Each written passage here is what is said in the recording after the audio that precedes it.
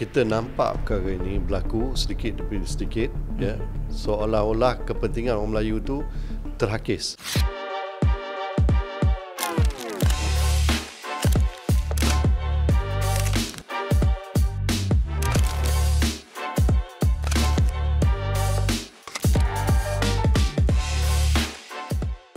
Okay, Assalamualaikum dan salam sejahtera kepada semua. Kita kembali dalam segmen Pertiwi Podcast. Saya Azman Jamal, hos anda.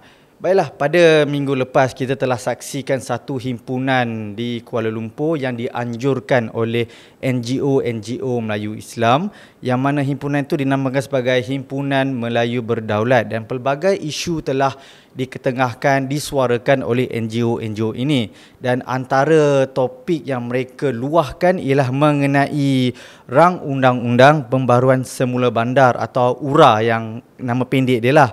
Dan kita tengok yang URA ni ada banyak bantahan daripada NGO, penduduk-penduduk Melayu dan juga dalam kalangan parti politik, antaranya ialah Parti Pejuang Tanah Air. Jadi untuk saya teruskan perbincangan untuk kali ini, saya kenalkan panel jemputan. Sebenarnya beliau pernah datang sebelum ini mungkin adalah kali kedua.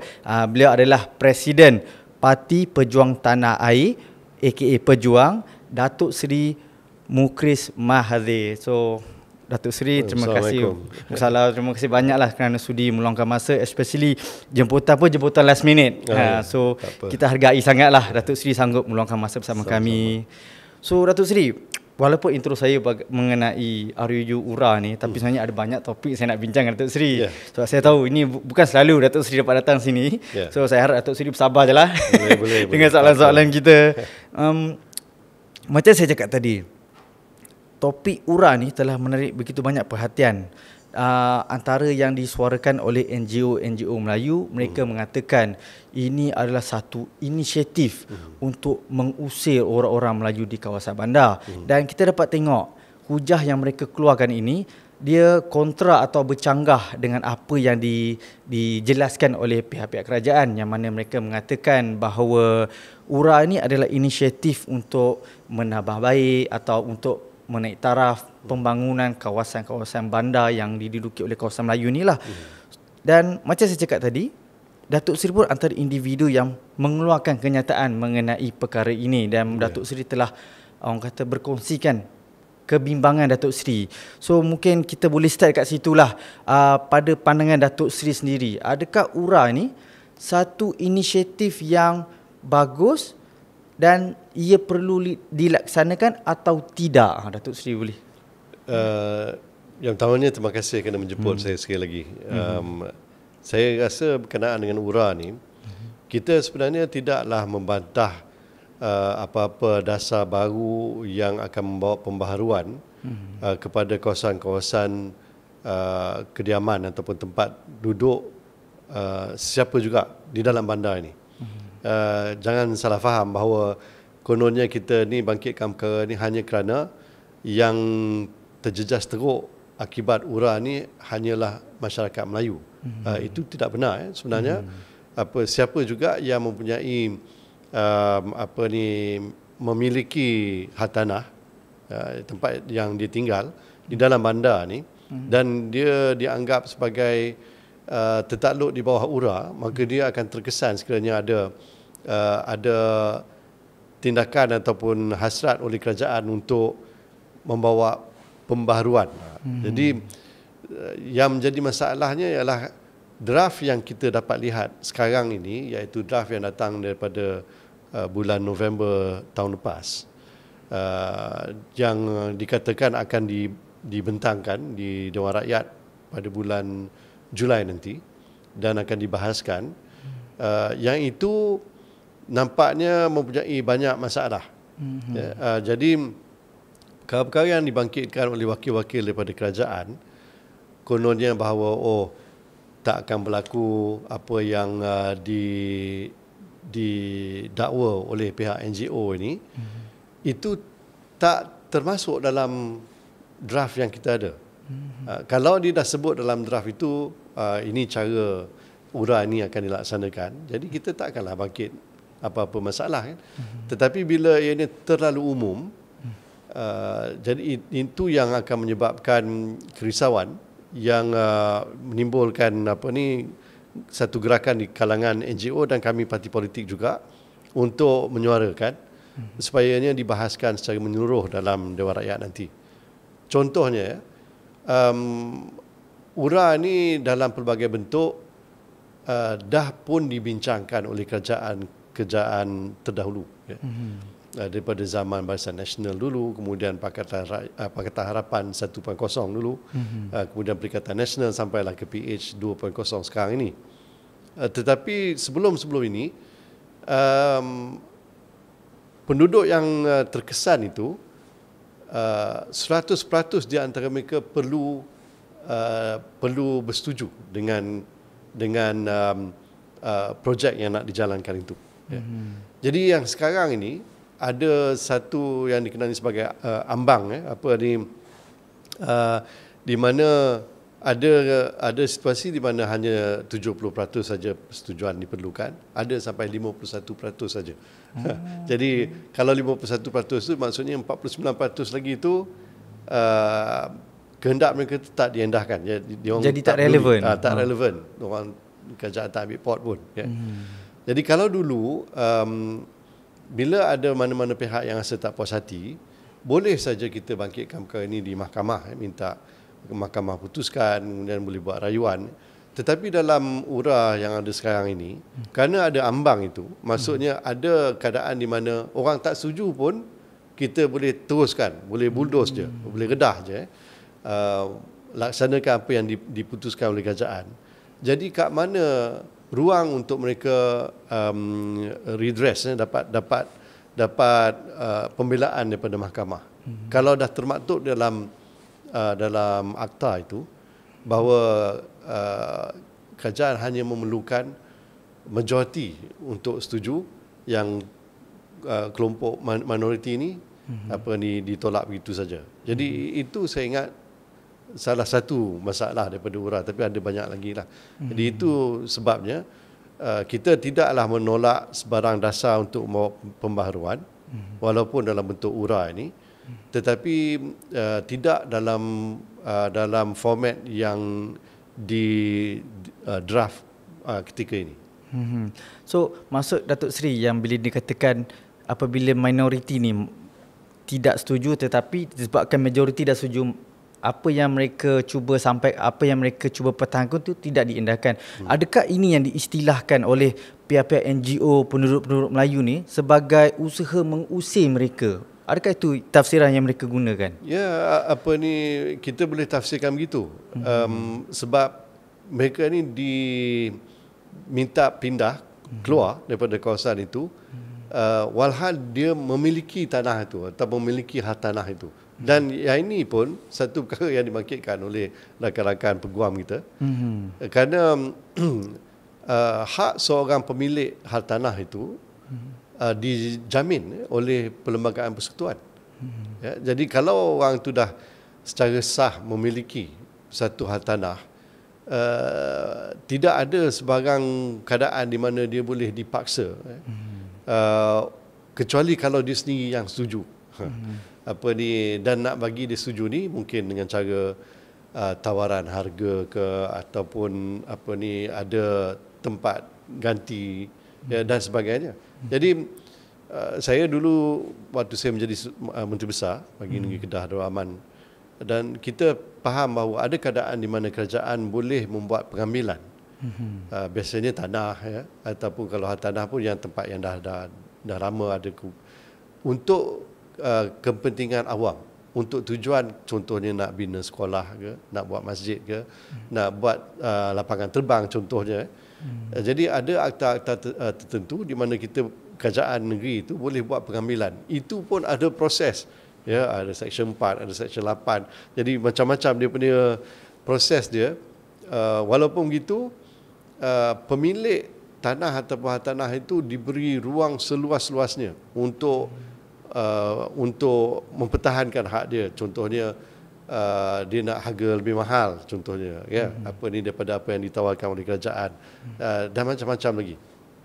Jadi kalau kita tengok ada keadaan di mana mungkin ada segelintir, mungkin dalam bidang tanah tu ada katalah 15 ke 20 plot ke, seorang tak setuju. Jadi pembangunan yang akhirnya dibuat tu, dia potong kawasan tu, rumah orang tu tak kacau lah. Jadi pembangunan terpinggir. tu dibuat keliling tu kan. Jadi ada keadaan macam itu. Jadi sekarang ni nampaknya yang minoriti macam itu tak ada hak untuk mempertahankan hak dia sendiri, walaupun perkara itu termaktub dalam perlembagaan. Baiklah Datuk Seri, sebab kita tahu keputusan URA ni basically di bawah bidang kuasa Kementerian Perumahan dan Kerajaan Tempatan, which is menterinya sekarang ni lah Ngah Koming lah. Dan of course ramai orang duk cakap isu ni adalah isu yang sangat kontroversi. Dia mungkin pembangunan seperti ini dia akan makan masa bertahun atau mungkin berpuluh tahun. Sebab macam Datuk Seri cakap, sebaiknya perlukan persetujuan semua supaya dia mendatangkan keadilan. So andai kata Datuk Seri berada di kedudukan Ngah Koming sekarang ini, bagaimana Datuk Seri akan address perkara ini? Atau dalam kata lain lah, apakah pendekatan yang Datuk Seri rasa terbaik sekiranya kita mahu URA ni dilaksanakan tanpa ada kekacauan, kekecohan? Sekarang ni dalam situasi yang kita hadapi, yang nampak mendapat manfaat paling banyak ialah pemaju. Jadi pemaju nampak tanah itu mungkin terliur Kuala Lumpur lah. Bidang tanah tu sekarang ni mungkin rumah-rumah yang lama dikelilingi oleh bangunan-bangunan pencakar langit Jadi nilai tanah tu dah mencecah mungkin 1,000 ringgit sekaki persegi. Jadi ada yang lebih daripada itu pun. Jadi itu yang menyebabkan dia nak sangat tanah tu. Tapi saya kira dalam keadaan macam ini, yang perlu diberi keutamaan ialah kepentingan penduduk asal. Jadi apa pun kita nak buat kat situ, mereka inilah yang sepatutnya mendapat manfaat yang terbanyak. Saya faham bahawa mungkin pemaju yang akan bawa duit pelaburan tu. Jadi bila dia dah labur, dia naklah pulangan untuk dan pulangan tu mestilah setimpal ataupun profit yang dia nak disasarkan tu mungkin 15%, 20% dan ke atas lah kan. Kita faham yang itu, tetapi pada waktu yang sama, kerana kalau penduduk tak setuju, projek tu tak boleh nak jalan. Kalau ikut undang-undang lama lah taklah kalau bawah URA sekarang ni. Oleh kerana itu, penduduk asal ini mesti mendapat manfaat yang berlipat ganda. Jadi apa ni, contohnya, saya dulu duduk di Jepun, dan masa saya duduk di sana, ekonomi Jepun tengah menghadapi satu lonjakan yang sangat-sangat luar biasa. Jadi sektor hartanah ni yang membangun dengan begitu pesat, tapi akhirnya yang berlaku ialah dia kata balloon tu burst. Jadi ekonomi itu terlampau rancak, jadi dia overheated dan jadi ada masalah. Tapi sebelum itu, apa yang berlaku ialah mereka-mereka yang memiliki tanah di tengah-tengah bandar, mungkin satu rumah kecil je, tapi cukup untuk kalau dirobohkan membina satu pangsapuri banyak tingkat. Jadi mereka ni diberi dibuat persetujuan di mana dia serahkan tanah tu kepada pemaju. Pemaju akan membina katalah 10 tingkat, 15 tingkat ke. Dan ada kata contohnya 40 unit apartmen yang mewah ni sebab tengah bandar. Jadi daripada 40 unit tu dia bagi kepada pemilik tanah tadi mungkin 2, 3 ataupun 4 unit. Kenapa banyak begitu? Sebab mungkin dia nak duduk satu unit, kemudian 2, 3 lagi tu dia sewa dan dia dapat pendapatan. Jadi bukan setakat dia dapat tempat tinggal, tapi dia dapat menjana pendapatan hasil sewaan unit-unit yang dia tak pakai. Jadi keadaan macam tu saya ingat kenapa tidak dipertimbangkan. Maksudnya kena bagi free lah.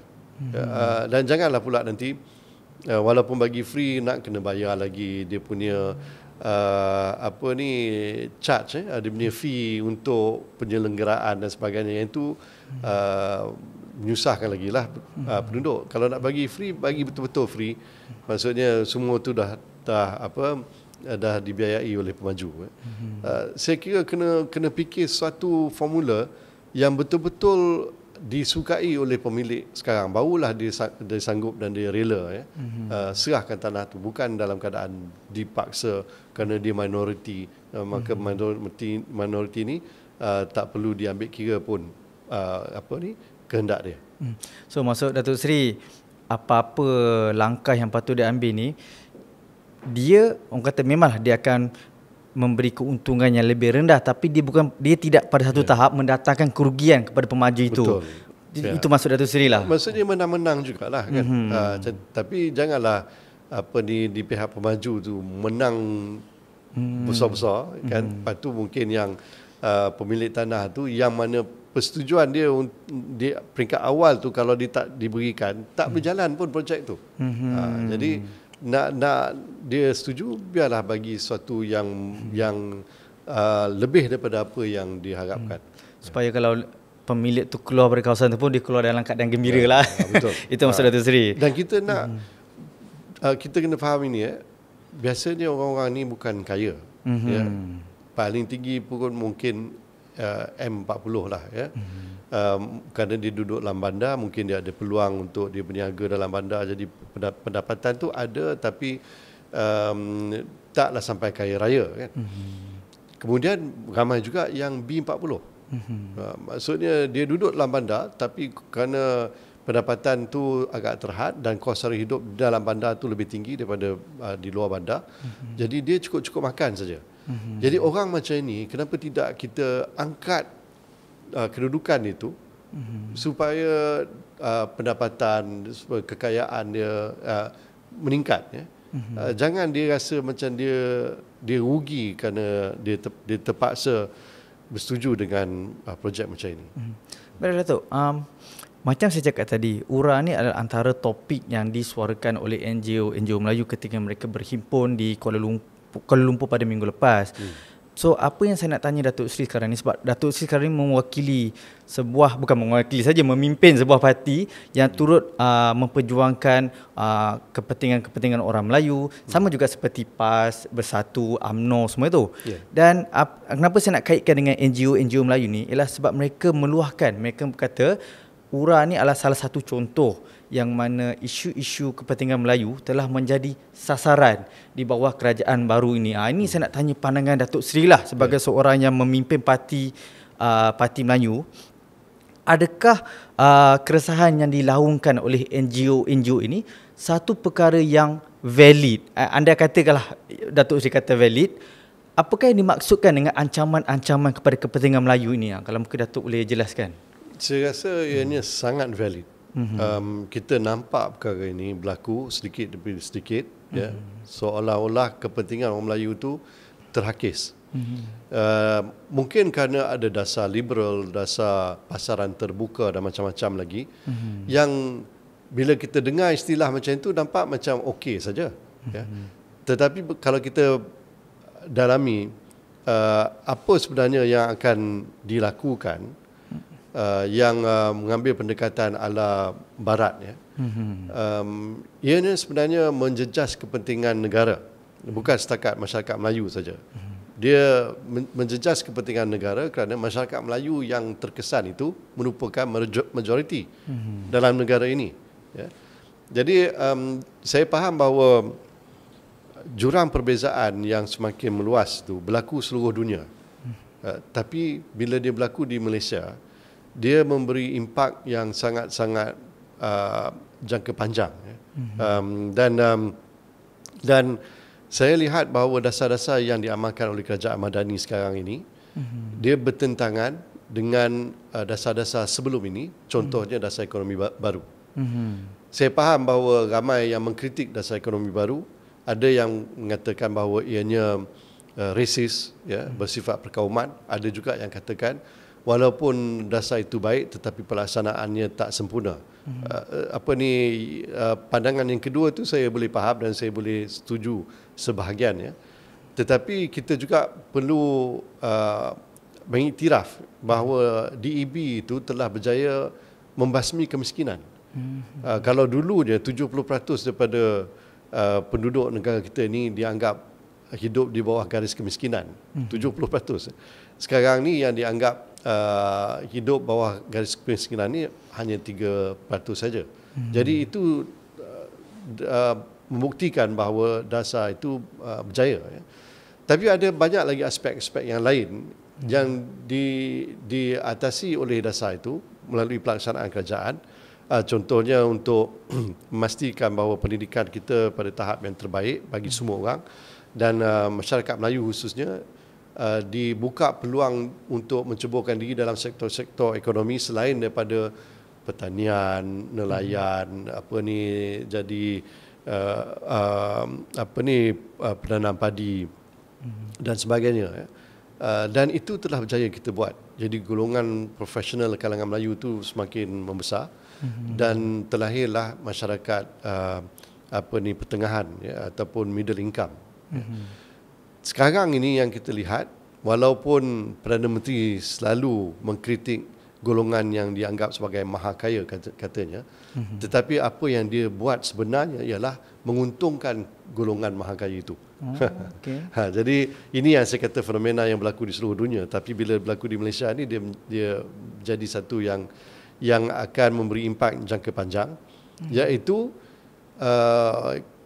T20 yang dulu ni, ya, kerana dia mempunyai banyak kemampuan, dia ada pengaruh, dia ada kuasa beli, ya, dia ada pengalaman, ada keupayaan, dia menguasai teknologi dan sebagainya. Dia dapat macam-macam benda. Bila dia minta daripada kerajaan sentiasa bagi.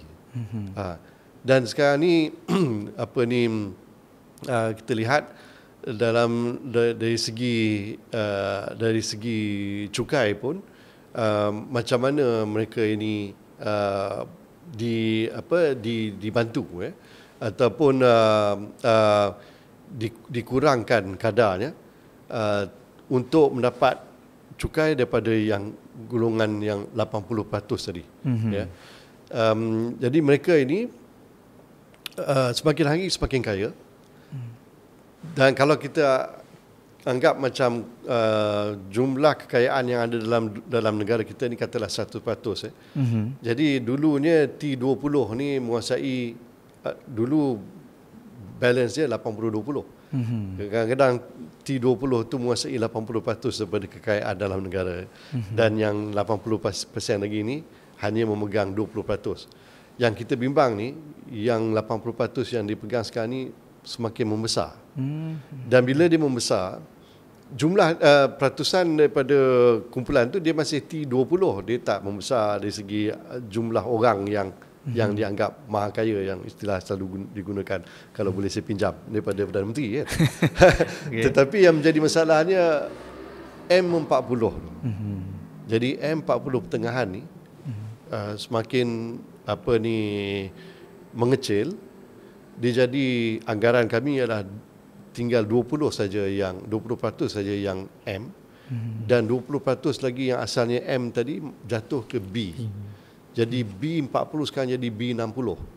Dan kalau kita tengok kata-kata, masyarakat yang dulunya dianggap sebagai middle income, sekarang ni dia dah jadi miskin.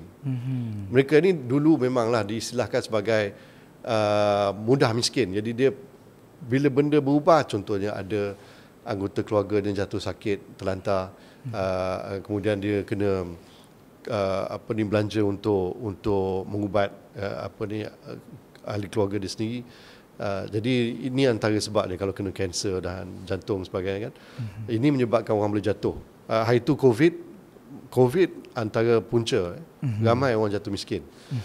Jadi yang kita nampak dasar yang ada pada kerajaan sekarang ini sangat menguntungkan yang maha kaya, walaupun dikritik kononnya oleh Perdana Menteri, dan ini menjejaskan golongan pertengahan. Boleh Datuk Seri, tadi menarik kan Datuk Seri cakap pasal free market.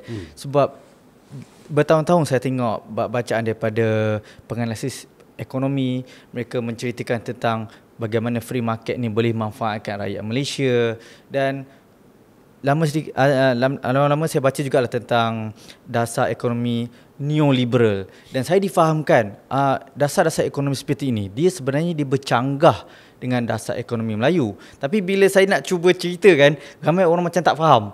Mereka kata dasar ekonomi Melayu ni adalah dasar yang resis. Ada yang kata free market ni satu-satunya untuk bawa Malaysia ke depan. Dan bila saya tengok argument yang dibawa, at one point saya rasa macam masuk akal lah juga. Macam contoh, apabila mereka cerita tentang dasar automotif, dan mereka ramai mempersoalkan kenapa kat Malaysia kita ada tarif yang begitu tinggi untuk kereta-kereta import. Dan of course bila saya dengar tarif ni untuk melindungi jenama tempatan, dan orang kata hujah ni dia jadi macam debat lah. Kata dah berpuluh tahun sepatutnya Proton dah kena maju. Ni contoh lah. Tapi itu saya nak tanya pandangan Datuk Seri. Dasar ekonomi Melayu versus free market, mana sebenarnya pilihan yang sesuai untuk Malaysia sebenarnya?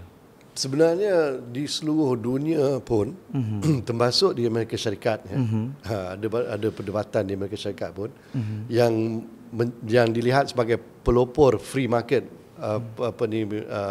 principle ni dah mula berubah ke arah fair market.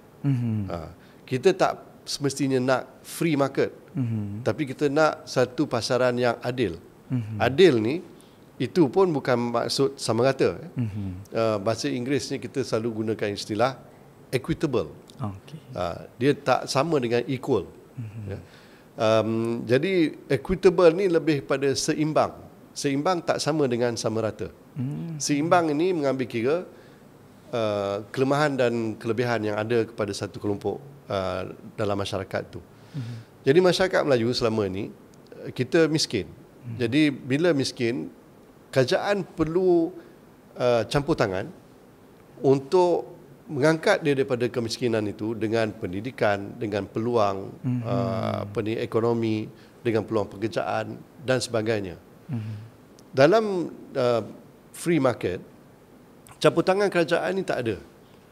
Kerajaan bersikap bebas, dia membenarkan pasaran menentukan. Jadi dalam keadaan macam itu, yang kaya, yang mempunyai kuasa beli yang lebih tinggi, yang mempunyai pengaruh dalam masyarakat, yang ada menguasai teknologi dan sebagainya, dia boleh menentukan apa pasaran itu buat. Jadi dia tentu akan menggunakan kelebihan yang dia ada berbanding orang lain untuk kepentingan diri dia, untuk keuntungan diri dia. Jadi monopoli lah. Dia jadi monopoli, jadi oligopoli, kadang-kadang dipakat sama-sama sendiri. Jadi itu yang wujudnya kartel dan sebagainya yang ada sekarang ni. Itu daripada situ. Jadi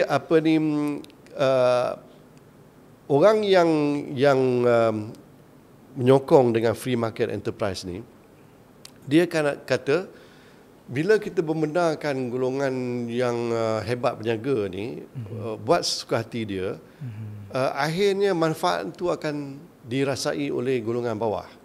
Ini yang diistilahkan sebagai trickle down effect. Trickle down effect ni kalau kita boleh faham istilah tu, contohnya ada pilih air, kita buka sikit-sikit je. Jadi dia punya trickle down tu setitik demi setitik yang orang bawah dapat. Jadi saya kira daripada dulu lagi 70-an lah, zaman almarhum Tuan Abdul Razak lagi selepas 13 Mei 69 dia membuat dasar ekonomi baru. Dan daripada situ dia dia mendapat nasihat, khidmat nasihat daripada 10 orang profesor daripada Harvard. Daripada Harvard ni bukan main-main universiti.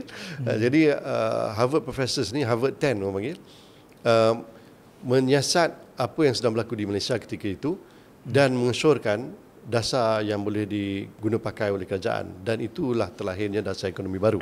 Jadi saya rasa bahawa DEB masih relevan pada ketika ini. Saya setuju dengan tanggapan bahawa DEB itu tak sempurna, tak dilaksana dengan baik. Ada juga perkara-perkara tertentu yang tak jalan dengan baik.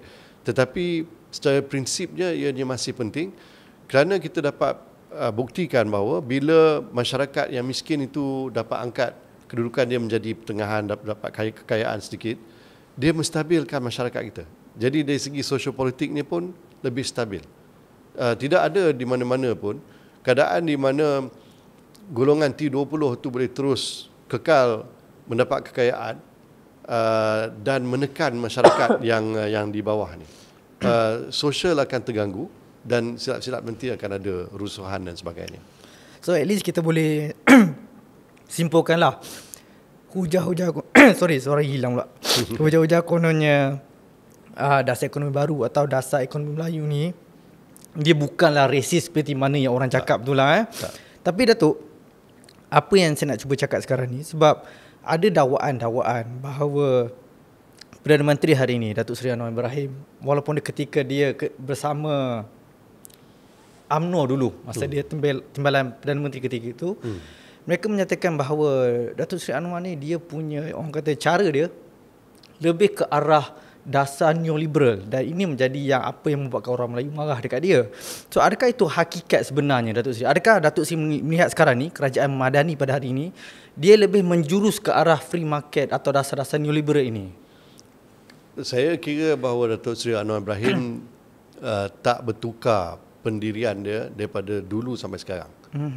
Sekarang bila dah jadi Perdana Menteri, dia dapat melaksanakan pemikiran dia daripada dulu. Kalau kita lihat zaman 98 dulu lagi, zaman reformasi lagi, kalau kita tengok siapa yang dekat dengan dia, Michel Camdessus, Wolfowitz, ni semua neocons, daripada tokoh-tokoh barat yang mempunyai agenda tertentu terhadap negara-negara di selatan ni, khususnya Malaysia yang dianggap sebagai negara Islam. Ya. Jadi negara macam kita ni nak ditekan kan, dan dibawalah macam-macam pemikiran yang liberal ni, dan bila dijual ke pasaran, nampak macam orang boleh terima. Sebab ya nampak macam adil, nampak sama rata, equal, free market, semuanya bagus-bagus belaka. Masa tu globalization, ya. Jadi pasaran kita sepatutnya dibuka luas, ya. Tak boleh ada tarif, tak boleh ada dasar-dasar yang akan melindungi enterprise tempatan, macam itu, ya. Walhal kita tahu mereka tu kuat, kita ni masih lemah.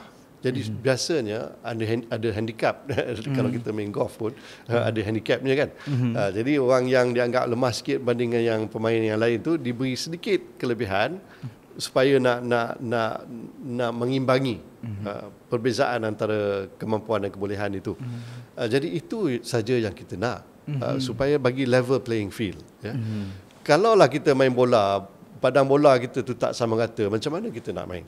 Ya? Apa ni, gol yang kita nak lindungi itu besar dengan luas, ya, yang dia punya kecil je. Tak boleh kan? Mana boleh kan? Kita 11 orang, dia 11 orang, tapi dia 11 orang besar-besar semua. Kita ni kurang-kurang cukup-cukup makan je. Mana boleh lawan?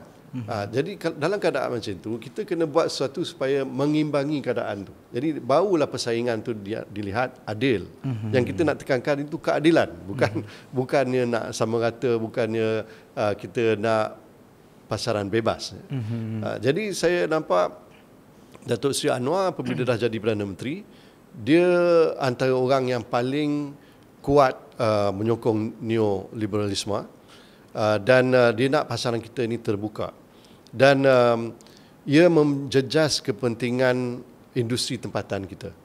Kalau kita lihat sejarah kita, tadi Azman dia sebut mengenai sektor otomotif. Ya, betul.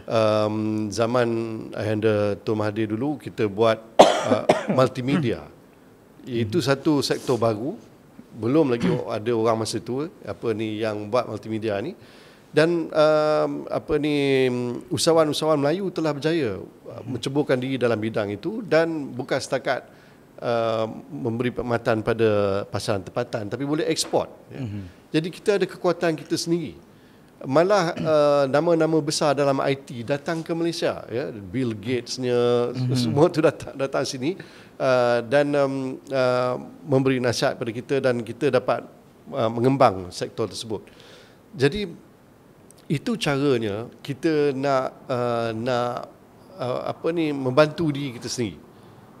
Tapi kita membuka pasaran di luar supaya kita dapat ekspor keluar. Apa yang berlaku sekarang ini tak macam itu. Usahawan tempatan ditindas, ditekan dengan macam-macam kerenah birokrasi. Tetapi pelabur asing dibenarkan masuk, dapat macam-macam insentif dan sebagainya. Dan akhirnya kita ni menjadi satu masyarakat ataupun satu negara yang hanya pandai membeli tapi tak mengeluarkan, tak menjual. Jadi ini yang jadi masalahnya. Okay, baik. Terima kasih banyak lah sebab saya pun baru faham lah benda tu kan. Itu sebenarnya actually bukan soalan pada saya. Itu sebenarnya soalan daripada orang-orang yang tahu Datuk Seri nak datang sini lah. Okay. Itu ya. Mereka minta saya jelat tanya Datuk Seri. Tapi bercakap tentang pentadbiran Datuk Seri Anwar Ibrahim, saya nak tanya juga Datuk Seri sebab ini update terbaru kan yang tengah orang duk cerita minggu ni, which is pemilihan PKR, perubahan-perubahan kerajaan. Sebab yang berita terbaru ialah Datuk Seri Rafizi Ramli telah mengumumkan pendatangan jawatan sebagai Menteri Ekonomi dan seorang lagi Menteri Nik Nazmi, Nik Ahmad pun umumkan pendatangan jawatan pada hari sama. Beliau sebagai Menteri alam sekitar, saya lupa lah nama menteri penuh dia. Tapi pendek kata, dua menteri telah umum pendatangan jawatan disebabkan orang kata, saya tak tahu lah boleh guna istilah kemelut parti politik apa, tapi apa yang saya cuba cakap sekarang ni, sedang berlaku perubahan dalam kalangan kabinet. So itu saya nak tanya komen Datuk Seri, adakah ini sebenarnya satu perkara yang perlu dibimbangkan? Sebab yalah, kita ni baru kata setengah penggal pimpinan Datuk Seri Anwar Ibrahim dan sudah berlaku macam-macam. Dan kita tahu Rafizi ni pula, beliau boleh dikatakan sebagai general perang PKR. Beliau mempunyai banyak pengaruh, and saya rasa Datuk Seri pun tahulah ketika UMNO mentadbir dulu pun Rafizi punya gerakan, dia punya pengaruh membuat begitu banyak kacau dalam kerajaan pada ketika itu. Dan hari ini kita nampak beliau pula yang macam terpaksa step back ke belakang, let go. So mungkin Datuk Seri boleh komen sikit, adakah situasi sekarang ni memberi gambaran bahawa kerajaan berada dalam keadaan terumbang ambing sekarang ni? Sebenarnya kerajaan berada dalam keadaan terumbang ambing sejak setiap seorang menteri-menteri itu angkat sumpah memegang jawatan. Lama lagi lah sebelum ni. Bila jemaah menteri itu terbentuk, sebenarnya sejak Datuk Seri Anwar Ibrahim sendiri angkat sumpah sebagai Perdana Menteri, dah jadi haru biru. Kerana yang dilantik itu bukannya orang yang berpengalaman, termasuk Rafizi sendiri. Jadi mereka ni mungkin ada idealisme, tapi nak menterjemahkan idealisme itu dalam bentuk yang praktikal dalam mengurus tadbir sebuah kerajaan bukan satu perkara yang mudah.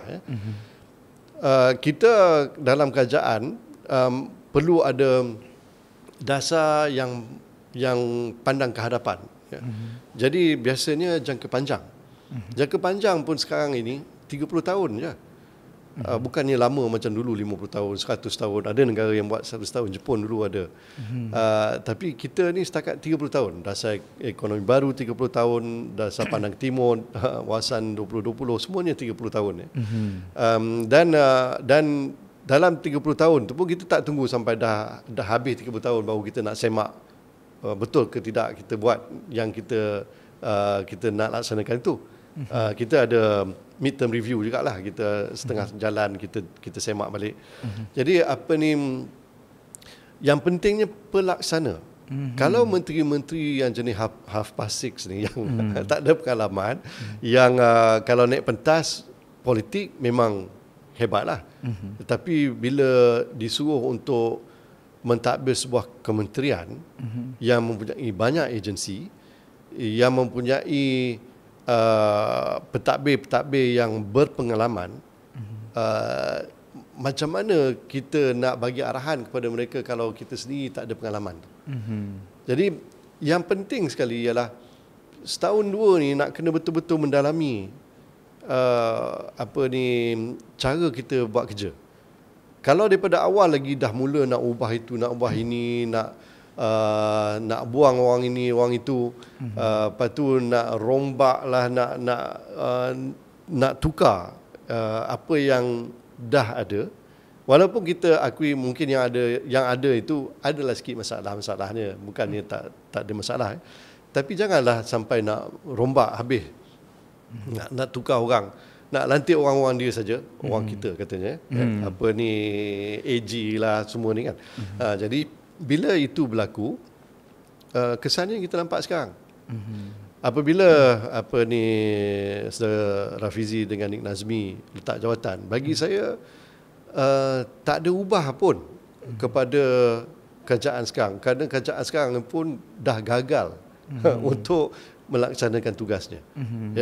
Yang walaupun suatu ketika dahulu disebut bahawa Tun Mahathir masa dia menjadi PM4 dulu, dia sangat-sangat dominan. Tetapi zaman dia dominan itu, kita kenal siapa menteri-menteri kita. Ada Lim Keng Yeek-nya, ada Sami Velu-nya, ada Ling Leong Sik-nya, ada Rais Yatimnya, ada Mak Rahmatnya, Kadir Syed Fadil-nya. Semua ni orang-orang hebat-hebat. Dia stand alone pun bila dia bercakap, orang nak dengar apa dia cakap berkenaan dengan kementerian dia, tugas dengan tanggungjawab dia. Tapi sekarang ni nak tanya siapa menteri, orang tak kenal, siapa timbalan menteri lagi lah orang tak kenal kan.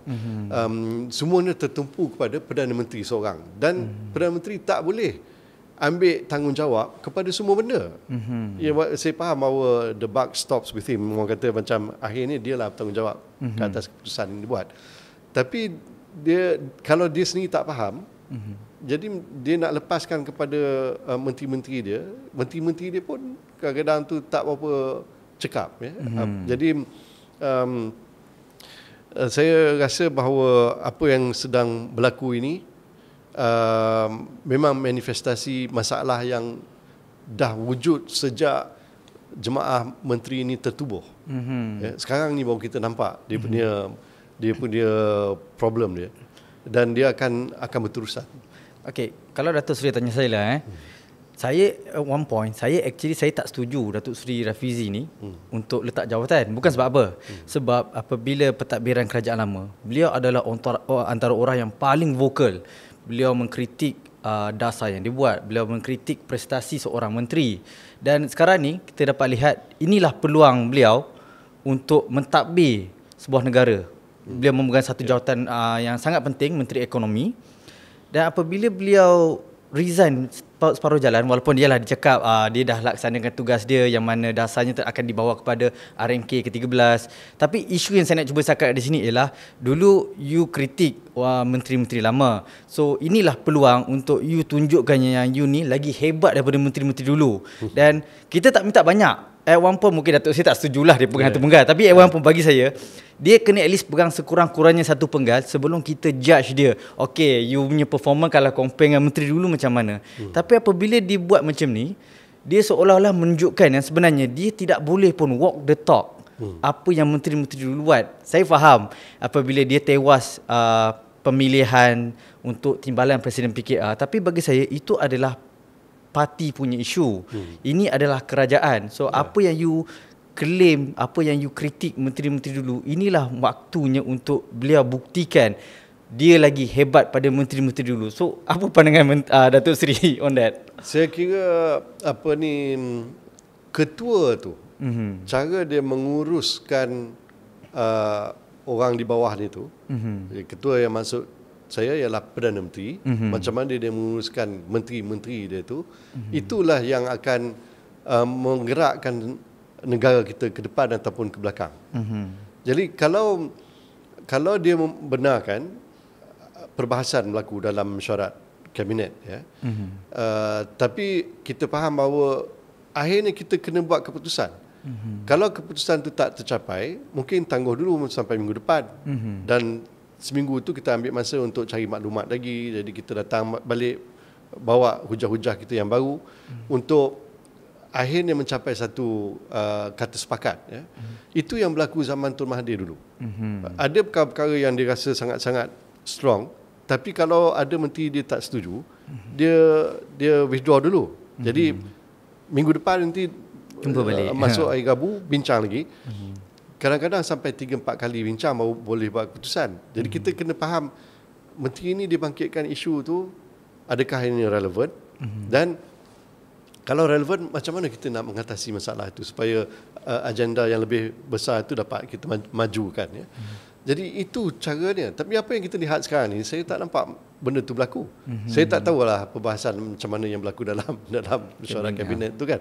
Betul ke tidak Rafizi yang menyuarakan. Tapi nampak macam keputusan buat secara spontan, secara cepat. Kadang-kadang kementerian itu sendiri belum bersedia pun dengan keputusan yang diumumkan oleh Perdana Menteri, ataupun menteri mengumumkan sesuatu yang mungkin tak dibawa bincang dalam jemaah menteri. Masalah-masalah itu masih lagi berlaku. Jadi kalau keadaan macam itu tak ditangani dengan baik, saya bimbanglah. Macam mana kerajaan ni nak boleh bawa negara kita maju ke depan dalam proses tu tak jelas dan tak nampak. So baiklah Datuk. Sekarang kita dah cerita pasal URA, pasal kepentingan Melayu, sekarang pasal kerajaan. Sekarang saya nak tumpu topik ni kepada parti Datuk pula, Pejuang. Sebab kita sekarang ni sedang menuju ke pilihan raya negeri tak lama lagi. Antaranya saya rasa Sabah dulu. Sabah, Sarawak, Melaka dan Johor. Itu kalau kita tengok yang sebelum ni lah. Dan 2 tahun lagi akan ada PRU pula. So saya nak tahu juga sekarang ni hala tuju Pejuang, macam mana, ke mana Datuk Seri visualize parti Datuk ni menuju ke arah situ? Adakah Pejuang akan cuba jadi satu parti yang dominate, akan cuba bersaing pada pilihan raya, atau mungkin akan wujudkan kolaborasi bersama parti-parti komponen Perikatan Nasional ke atau Pakatan Harapan, saya tak tahulah. So macam ni Datuk Seri? Kami mula daripada yang umum dulu. Jadi yang umumnya ialah rata-rata rakyat tak puas hati dengan politik dalam negara. Dikatakan bahawa orang politik lah yang menjadi punca segala masalah yang dihadapi oleh negara. Dan saya boleh faham dan boleh setuju sebahagian besar daripada pendirian itu. Apa masalah dia? Masalah ekonomi, masalah sosial, pendidikan, macam-macam lagi.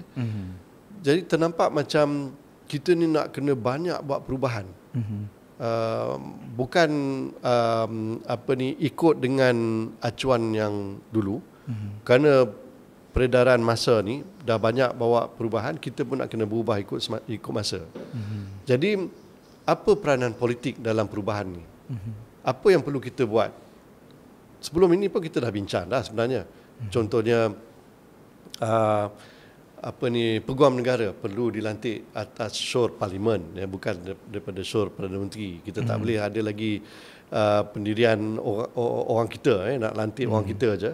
Bila sebut orang kita tu maksudnya ada kepentingan itu kan. Jadi tak boleh ada konflik kepentingan dalam lantikan jawatan-jawatan penting macam ini. Itu antara contoh, banyak lagi. Jadi satu benda perlu berlaku. Apa peranan politik, dan daripada yang lebih khusus lagi, apa peranan pejuang. Bila kita menjurus ke arah itu, kami ni pula nak kena ukur baju atas badan sendirilah. Kita faham bahawa kita ni parti kecil, masih muda lagi. Kita ada pengalaman, tapi kita nak menjadi relevan kepada generasi yang akan datang. Zaman-zaman kita ni mungkin dah mula nak berakhir dah. Kita nak kena didik lebih ramai anak-anak muda kita. Yang pertamanya supaya minat dengan politik. Ramai yang menyampah dengan politik. Jadi susah sangat nak dapat orang muda terlibat dalam politik. Kemudian guna idea-idea yang dia ada. Kita tak boleh nak bulldoze, nak tekan dia ikut cara kita. Tak semesti macam tu. Mungkin cara kita tak selesai masalah. Jadi kita nak dengar kreativiti anak-anak muda ni macam mana untuk menyelesaikan masalah-masalah yang baru, yang tak pernah wujud pun dulu ni.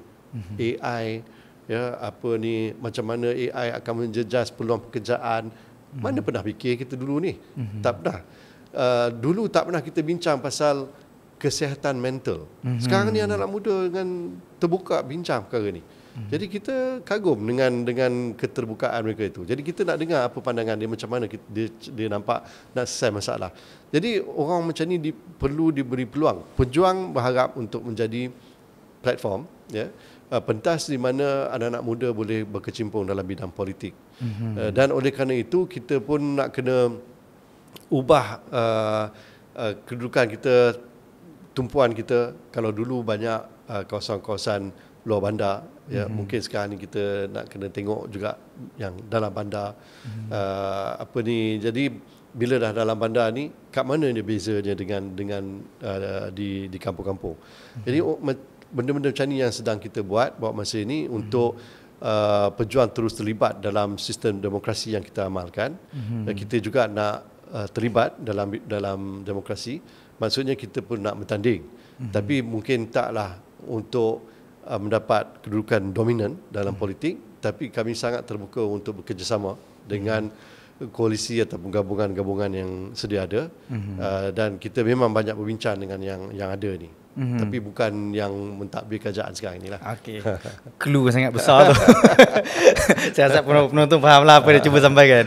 Okey, Datuk, satu lagi yang menarik perhatian saya ialah sebab Datuk pun cakap pasal politik orang muda. Nak orang muda masuk. Dan saya faham orang muda ni, yang especially yang sekarang, generasi sekarang, merujuk kepada begitu ramai penganalisis politik. Mereka cakap orang-orang muda sekarang ni, mereka tidak macam politik dulu. Mereka tidak lihat mereka tidak mengundi based on parti. Mereka mengundi based on apa yang mereka akan dapat. Itu satu orang kata banyak sangat pengundi atas pagar. So maknanya mereka tidak ada sense of kesetiaan kepada mana-mana parti. Dan ini bagi saya, dia ada pro and cons. Tetapi apa yang menarik perhatian saya sekarang ni ialah apabila akan berlakunya pemindahan generasi politik, of course mereka yang dibesarkan dalam keluarga politik pun akan cuba menceburi bidang ini.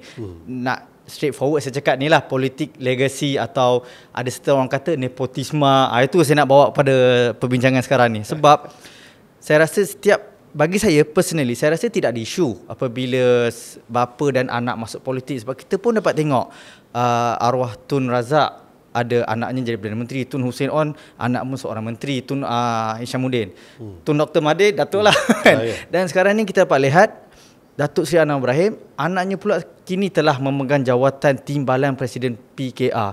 Itu saya nak Datuk Seri kongsikan sikit.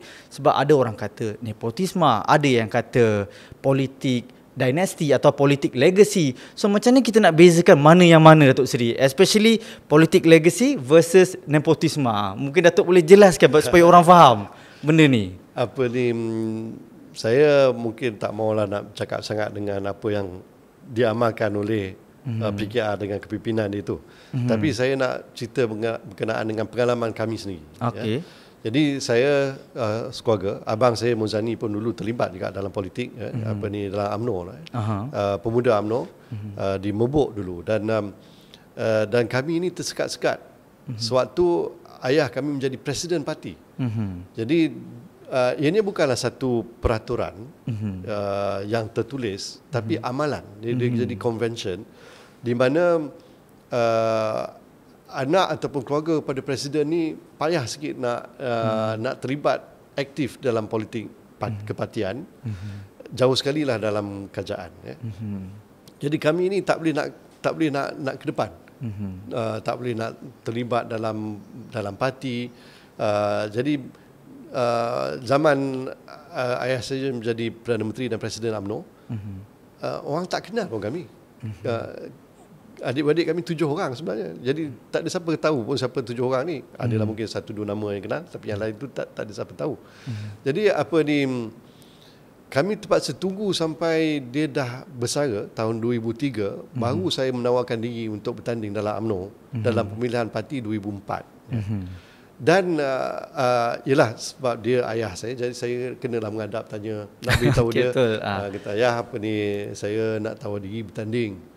Dia kata, kat mana? Saya kata, Ketua Pemuda Bahagian Kubang Pasu.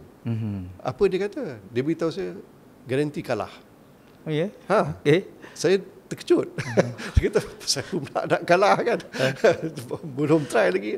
Jadi dia kata tak boleh menang. Jadi saya duk fikir, dia jadi ketua bahagian sewaktu dia presiden parti jadi Perdana Menteri lebih 30 tahun di Kubang Pasu. Kenapa bila dia dah pencen, orang lain dah ambil alih, anak dia nak bertanding ketua pemuda saja di bahagian tu, dia boleh kata saya akan kalah. Jadi memang politik macam itu rupanya. Dan memang betul saya kalah dengan 9 undi saja. Jadi itu menjadi sejarah saya. Maksudnya bagi kami, laluan itu tak mudah. Malah bukan setakat tak mudah, disusahkan bagi kami. Jadi tak adalah jalan terbuka luas untuk kami atas dasar kerana dia ni anak presiden, anak bekas presiden. Masa itu bekas presiden je. Ini apa lagi yang presiden di PKR kan. Tapi itu bekas presiden pun saya tak boleh diberi laluan. Ya. Jadi saya terpaksa bertanding setiap kali dan lebih kerap saya kalah daripada saya menang.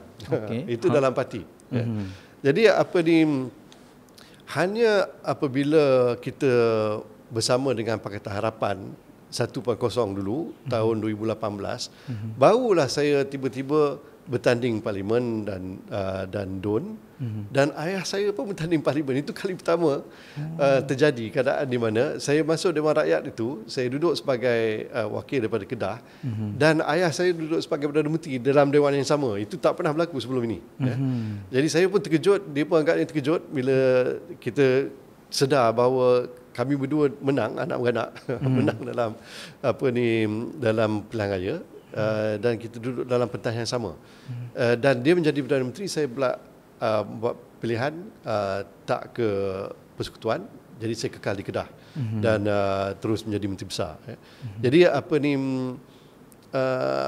saya kira kena ada satu pendekatan di mana tak boleh ada keadaan kita dituduh nepotisme. Politik dinasti ini memang berlaku di mana-mana, termasuk di Malaysia. Tapi janganlah nampak sangat macam nak serah kepada anak. Tak boleh. Jawatan ini bukan boleh diwariskan kepada anak beranak. Dia dalam perlembagaan kita pun disebut hanya orang yang menikmati sokongan daripada majoriti ahli parlimen layak menjadi Perdana Menteri. Jadi banyak proses tu nak kena berlaku. Saya pernah dulu dituduh dan dibawa dalam mahkamah pun. Kononnya ayah saya nak lantik saya jadi Perdana Menteri. Okey. Jadi hujah saya masa itu, benda ni bukannya mudah. Ya. Proses demokrasi kita amalkan ni, orang tu nak kena pilih jadi, dia selalunya mestilah ahli parti. Ya. Kemudian nak dipilih menjadi calon, bertanding parlimen. Dia kena menang. Bukan setakat dia menang, tapi parti dia kena menang. Kena majoriti. Dan biasanya presiden parti dia lah dilantik jadi Perdana Menteri kan. Macam mana pula tiba-tiba orang macam ni pula nak angkat jadi Perdana Menteri. Dan bukan hanya parti dia je setuju. Rakyat kena setuju dalam pilihan raya. Dan ahli-ahli parlimen yang majoriti pun kena setuju. Jadi banyak proses tu. Jadi mana boleh tiba-tiba angkat seorang macam tu, dia nak jadi waris kepada jawatan dia. Itu bagi saya satu pendekatan yang harus ditolak. Nepotisme ini walaupun ianya wujud, tapi janganlah dibuat dengan menidakkan hak orang lain. Ya. Tapi Azman, sebab soalan tadi bermula dengan orang muda tadi kan. Kalau boleh saya nak sebut sikit lah ya. Okey. Bahawa orang muda tanya, adakah sistem demokrasi yang kita amalkan itu sistem yang terbaik bagi Malaysia? Dan zaman media sosial ni, dia dapat tengok macam-macam contoh. Dia dapat tengok contoh di Amerika Syarikat dan sekarang dah jadi haru biru ni dengan Trump ya. Yang tak kisah dengan undang-undang pun, tak kisah dengan peraturan pun, dibuat suka hati dia. Semuanya presidential decree je. Dia ketepikan Kongres ya. Tapi ada juga orang melihat contoh-contoh di negara-negara sosialis macam di China dan sebagainya, kapitalis social capitalist lah kan. Jadi saya kira perkara macam ini kita nak kena pertimbangkan. Ada benda yang kalau kita boleh ubah, kita kena ubah, betul-betul ubah, tukar habis semua ya. Kadang-kadang demokrasi kita amalkan itu menidakkan kita ke depan dan menjejaskan kepentingan negara kita di masa depan. Jadi ini yang perkara yang dibangkitkan oleh anak-anak muda. Kenapa tak boleh buat macam ini? Dan bila kami orang yang lama-lama ni jawab bahawa sebab amalan kita selama ni dah memang macam itu, jawapan macam itu memang tak pakai. Dia memang tak suka dengar jawapan macam itu. It's been done that way all the time. Ayat tu tak boleh pakai. Apa ni, dia akan tanya, so kenapa tak boleh ubah? Tak boleh ubah mungkin kerana dah termaktub dalam perlembagaan, mungkin amalan kita. Jadi ini semuanya dasar dan undang-undang buatan manusia. Bukannya benda yang termaktub dalam Quran pun. Dalam Quran memang tak boleh ubah, tapi yang manusia buat ni boleh ubah je, boleh. Jadi macam mana kita nak ubah tu untuk dia kena dan sesuai dengan peredaran masa ni, dan kehendak masyarakat yang baru ni, yang mengalami masalah-masalah yang baru. Jadi saya kira kita kena ada sikap sedikit terbuka tanpa menidakkan dan menjejas amalan-amalan yang dianggap penting. Tradisi kita, adab kita, adat kita, biar itu kekal selagi ia membantu kita maju ke depan. Jadi saya kira dah tiba masanya untuk perubahan macam tu. Menarik juga Datuk Seri cakap tu. Sebab bila saya tengok orang kata politik orang muda ni, yang macam saya cakap tadi, tiada sense of kesetiaan pada parti. Sukar untuk saya gambarkan pada PRU 16 nanti kita nak tahu siapa yang menang. Dulu kita boleh bercakap, ini kawasan kubu UMNO, confirm UMNO menang. Saya rasa paling orang kata tepat ialah apa yang terjadi pada Nuriza lah, yang mana beliau tewas di kerusi legasi Perdana Menteri Datuk Seri Anwar Ibrahim. So moving forward, saya tengok macam orang muda sekarang ni pun macam, yelah, bagi dia kalau dia rasa tawaran lagi menarik daripada mungkin PN ke atau mungkin Silat Pejuang ke, kalau dia rasa benda tu lagi menarik, dia akan move ke arah situ. Dia dah tidak lagi tengok sebab ni logo UMNO kat sini, ni logo DAP ke. Dia akan tengok kepada apa tawaran yang dia dapat. So boleh tak saya simpulkan PRU 16 ini sebenarnya akan jadi lagi meriah berbanding sebelum ni, sebab kita tak boleh nak predict siapa yang akan mentadbir negara. Paling orang boleh teka pun ialah akan wujud kerajaan campuran lagi macam apa yang sedang berlaku sekarang ni. Datuk setuju tak dengan apa yang saya cakap tu? Kalau kita tengok trend di dunia, termasuk di rantau ASEAN ni pun, memang itu yang berlaku. Thailand, Indonesia, Filipina, semua macam itu. Jadi saya rasa kita kena bersedia dengan kemungkinan itu. Politik kita sekarang ini tidak lagi didominasi oleh parti-parti yang besar, tetapi yang kecil-kecil ni pun boleh mainkan peranan. Dan itu merancakkan lagi demokrasi kita. Jadi saya rasa ini satu perkembangan yang sihat. Pada waktu yang sama, saya mengharapkan bahawa gabungan yang bakal wujud nanti untuk tubuhkan kerajaan tu, biarlah yang ini gabungan yang besar. Pembangkang tetap mesti ada, sebab mereka memainkan peranan sebagai pengimbang, semak dan imbang. Tetapi kerajaan yang lebih dominan itu mudah untuk membuat keputusan, termasuk keputusan yang mungkin kurang popular pada waktu itu, tetapi penting untuk menjamin masa depan kita. Jadi sekarang ini payah kan, dalam demokrasi populariti itu sangat penting. Kalau ada orang politik yang populis, Perdana Menteri kita sekarang macam itulah kan. Apa dia cakap atas pentas tu memang populis lah kan. Popular, orang tepuk sorak semua kan. Bila jadi Perdana Menteri dengan mandat yang diberikan oleh rakyat tu, dia tak buat apa yang dijanjikan, malah dia buat yang sebaliknya. Masuk pilihan raya nanti, dia akan balik kepada melontar macam-macam janji macam biasalah. Kan? Tapi adakah orang akan percaya sekarang ni? Kalau tengok track record yang sangat buruk itu, Rafizi pun kena sekali lah, sebab dia yang kata Azam Baki akan masuk penjara. Kemudian dia jadi ahli kabinet, tak sambung pula lagi kan. 2 kali dah sambung. Jadi jadi dia saya rasa sistem kita itu nak kena tengok lah. Macam mana kita nak permudahkan hak rakyat untuk memilih seorang pemimpin itu, dan macam mana pemimpin itu boleh dipegang janji dia tu dan dia tak boleh diberi ruang untuk beri alasan yang macam-macam. Ya, kita tahulah setiap 5 tahun kita boleh ubah lagi tapi kita nak kena bertahan 5 tahun. Betul. 5 tahun tu macam-macam boleh berlaku. Macam Datuk Seri cakap kan, yang awal tadi, yang mana Datuk Seri kata ada certain orang, mungkin ramailah juga, dia sudah mula menuduh politik menjadi punca rakyat bergaduh, huru-hara dekat negara ni. Tapi macam menarik kan sebab apa yang bila ada pemikiran macam tu, sebab saya nampak benda ni adalah antara efek atau kesan daripada PRU yang lepas, PRU 15. Saya bagi contoh Datuk Seri apabila berlaku di Parlimen Sungai Buloh, yang calonnya ialah Khairi Jamaluddin lawan Datuk Seri R. Ramanan. Yang mana ketika itu Pakatan Harapan mengeluarkan satu, orang kata propaganda lah, I think. Satu undi untuk KJ sama dengan satu undi untuk Zaid Hamidi. So orang semua tak nak Zaid Hamidi tapi mereka nak KJ. So mereka jadi dilema, tapi disebabkan mereka tak mahu Zaid, mereka telah mengundi ke arah lain. Mengundi ke pemenang Pakatan Harapan lah.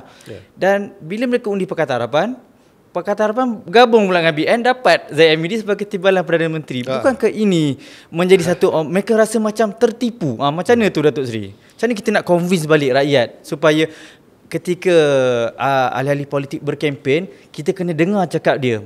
Macam mana kita nak tahu mana yang betul, mana yang salah? Itu mungkin soalan saya yang terakhir lah untuk podcast ni. Saya kira orang politik lah yang sepatutnya tunjuk teladan yang baik. Maksudnya janji dia tu mesti orang boleh pegang. Kalau dia buat yang sebaliknya, kesan dia bukan hanya kepada dia tetapi kepada orang politik secara keseluruhan. Itu antara sebabnya Parti Perjuangan Tanah Air ni slogan kita ialah kekal berprinsip. Jadi kami ni macam mana pun kalau boleh lah tak mau berganjak daripada prinsip kita. Daripada awal dulu lagi kita dah kata di mana ada UMNO di situ kami tiada. Jadi orang faham Jadi kat mana-mana pun kami tak akan pergi. Bila UMNO masuk PH bersama dengan PH untuk tubuhkan Madani, kami kata sorry lah, kami tak boleh sokong Madani lah kalau macam tu. Kan? Jadi kami ni parti kecil tapi kurang-kurang kita buktikan bahawa prinsip yang kita dah umumkan itu suatu yang kita pegang betul-betul. Kita tak akan berganjak. Dan saya kira jangan tengok pada prinsip itu, tapi tengok pada sikap parti itu. Adakah cakap dia ni boleh pakai ke tak boleh pakai? Kalau pemimpin dia sendiri macam itu, macam mana kita nak percaya kerajaan yang ada yang pasal URA ni janji macam-macam kan, apa yang dia tulis tak sama dengan apa yang dia cakap. Lepas tu dia suruh kita percaya apa yang dia cakap. Walhal cakap dia dulu pun dia tak kota. Dia buat yang sebaliknya. Jadi macam mana kita nak percaya? Saya kata dulu ada credibility deficit Orang tak percaya. Dah bukan setakat tak yakin, tapi dah tak percaya. Tak percaya ni maksudnya cakaplah apa pun yang kita rasa buka mulut aja bohong. Jadi saya ingat kalau nak anak-anak muda yakin semula kepada politik, kita kena ada orang politik yang cakap pun serupa bikin. Jangan tak serupa bikin dan dia buat apa yang maksudnya juga dia taklah janji melangit janji bulan dengan bintang tak boleh lah. Masa kempen tu kita pun kena faham lah. Bila kita dengar hujah-hujah macam ini, bila orang tu bercakap atas pentas politik, kita kena tapis lah benda ni tak boleh pakai.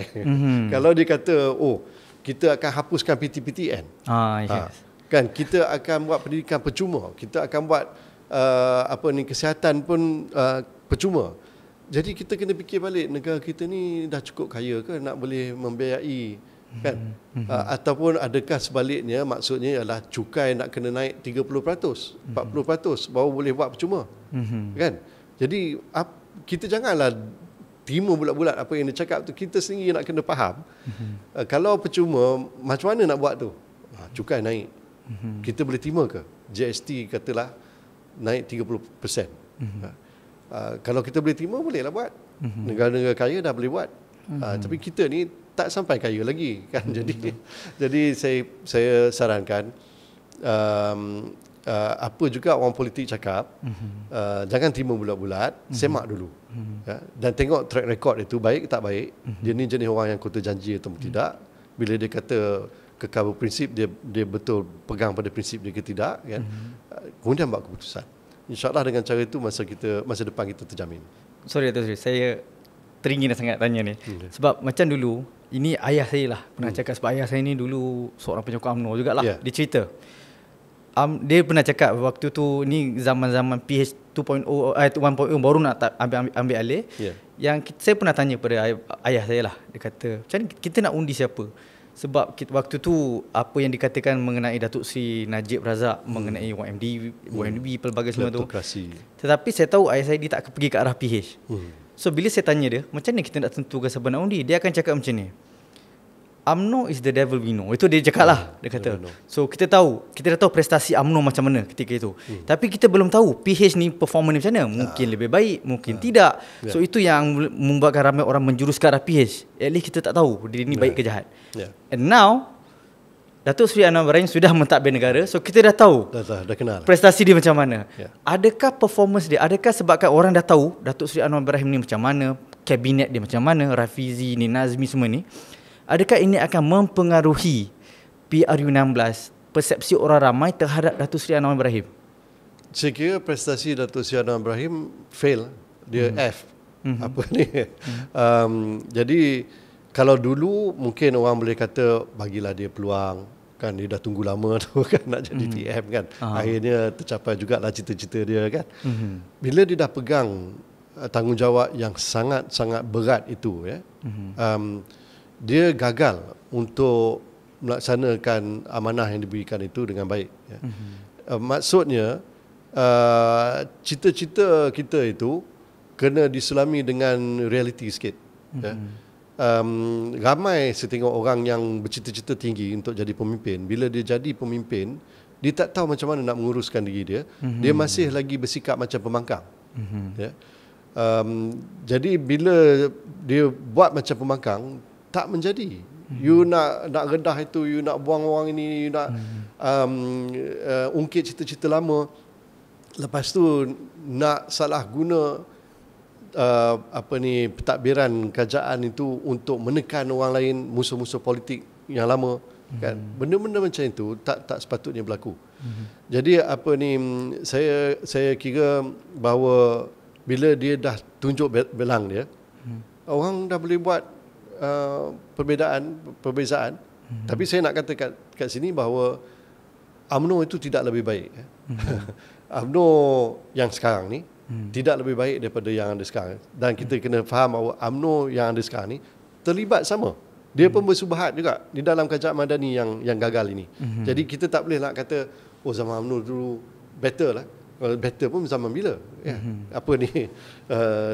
Saya nak kata zaman sebelum Najib jauh lebih baik lah daripada yang ada sekarang ni.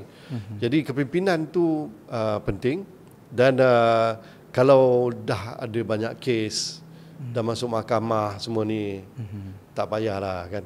Takkanlah 33 juta orang kita ada dekat penduduk Malaysia ni. Kita tak boleh cari orang yang bukan setakat ada kebolehan, ada kepakaran, tetapi ada kewibawaan, ada integriti.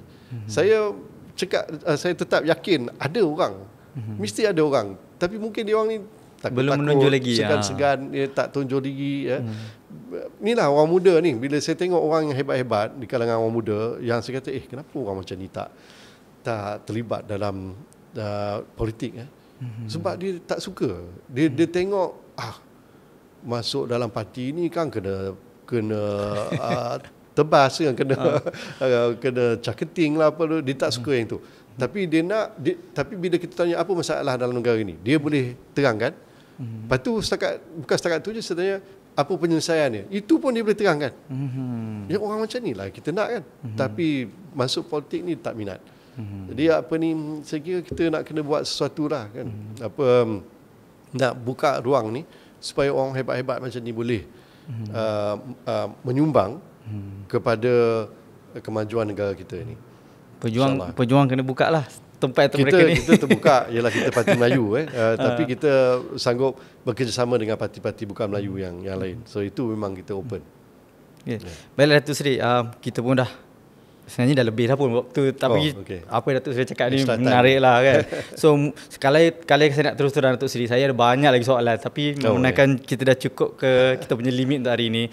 So saya nak cakap terima kasih banyak lah Datuk Seri kerana sudi meluangkan masa. Saya tahu Datuk Seri seorang yang sibuk kan. Mungkin kot ada part 2 ke, ada request pada audience, boleh kita jemput lagi Jangan segan-segan nak jemput saya lagi. Alhamdulillah. So again Datuk Seri, terima kasih kerana meluangkan masa.